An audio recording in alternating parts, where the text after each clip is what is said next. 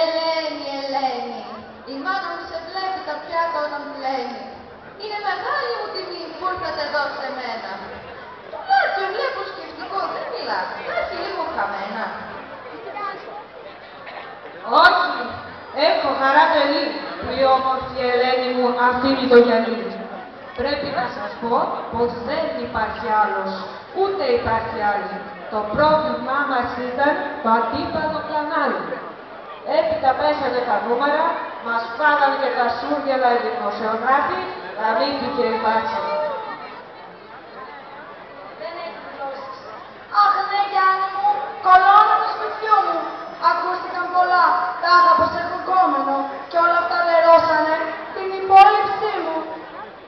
Αχ, άντε κυρία Σύμβουλε, δώσ' μας μια συμβουλή και δώσ' τη σαν διαταγή. Θέλω με τον Γιάννη μου να κάνω και τέταρτο παιδί. Μα τι να σας πω κι εγώ, δεν θα τον αντιλαμβάνω με αυτόν τον χωρισμό. Αναρωτιέμαι και μπορώ τι θέλετε από μένα. Εσείς βλέπω τα έχετε όλα κανονισμένα.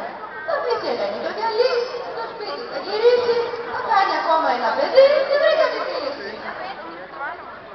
Αχ, Μουλάκο μου, πολύ σε ευχαριστώ. Δεν θα ήθελα νομίζω αυτόν τον χωρισμό.